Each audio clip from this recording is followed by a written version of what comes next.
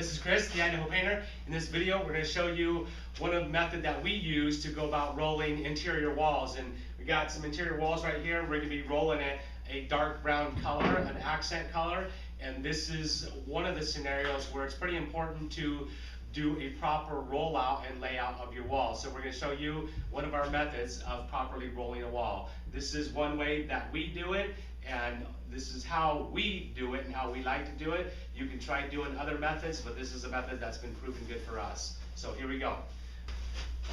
Now rolling this wall, I've got myself a 9-inch nap. This is a small room, so we're using a 9-inch. We like using 18 inches naps quite often. That makes our process a lot faster painting, but this is a small room and this is an accent wall, so I'm using a 9-inch nap. I'm using an extension pole, and we got these extension poles we use, and this will actually keep you from bending over down to load up your nap and actually having to bend over to roll your wall and stretch to get to the ceiling. So this is a lifesaver, helps your back, helps your knees. And so you definitely want to get yourself an extension pole when you're doing your interior painting. So I got my extension pole, got myself a 9-inch nap here, and I like the White Dove Purdy naps, and this is a 3/8-inch nap. We got smooth walls here, and this type of nap works really well for us on our smooth Sun Valley texture walls. Got a 9-inch tray down here loaded up with my paint, and I'm just going to load up my nap, and my nap's all loaded up. I actually loaded up. I've been rolling this wall, so you want to get it good loaded up prior to painting and ready to go. So now I got my wall here. We're going to show you how we go about rolling this wall and laying it out.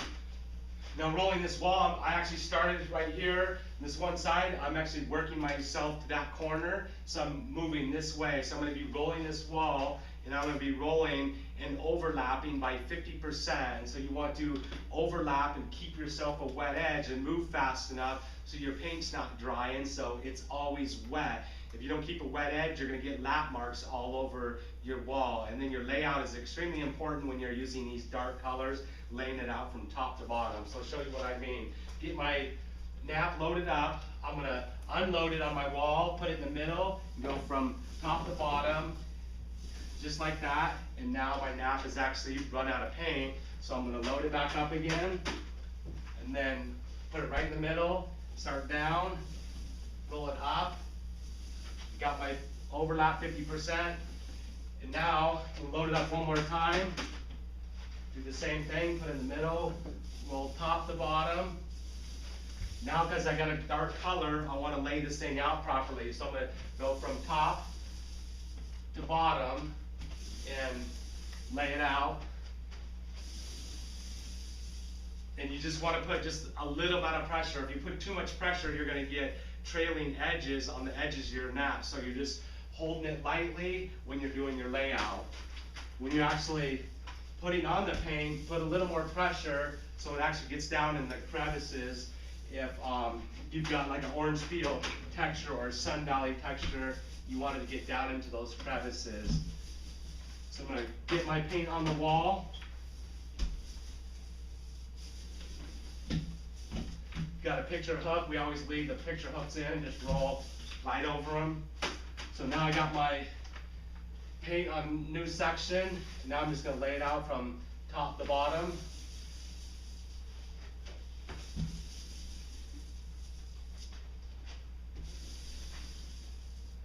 Now I'm going to work another couple feet, 50%.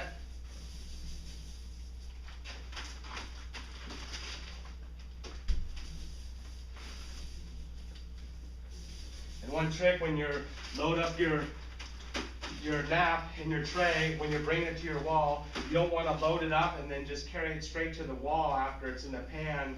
You actually want to load it up and then spin it when it actually goes from your pan to your wall, so you don't actually drip any paint. So I'm rotating the nap, start in the middle, lay that section of paint out, load it up again. You have to just keep loading up your paint.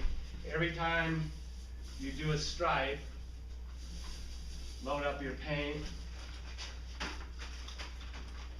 Keep your pan close to you so you don't have to reach and stretch for your pan. Just did another 2 to 3 foot section. Now I'm just going to load it up or laid out from top to bottom. We did our cut-ins first, and the cut-ins aren't quite dry. You don't want your cut-ins to dry, otherwise you'll get a haloing strips right there. So we did cut in this wall, and prior to it drying, I start to roll it and lay it out. So as I'm moving down this wall, I just want to keep moving my tray. I don't want to be walking back and forth with my tray. My tray should be reachable at all times. You want to move, fairly quickly so your paint doesn't dry. So you're overlapping it, it's staying wet. Extremely important to keep that wet edge.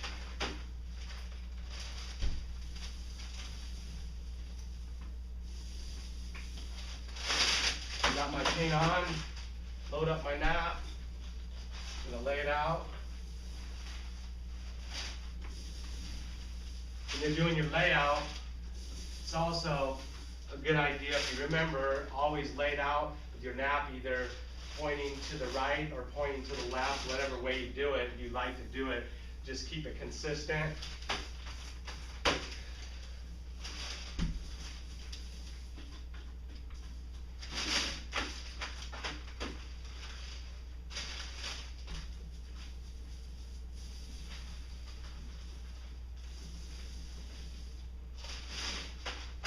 Got to the end here. I'm going to lay this out.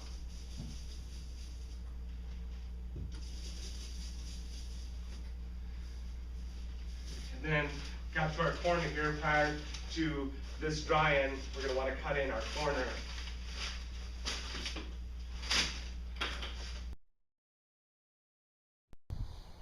Thanks for watching our videos, and don't forget, when you're done watching, don't forget to like us, share us, and subscribe to our channel.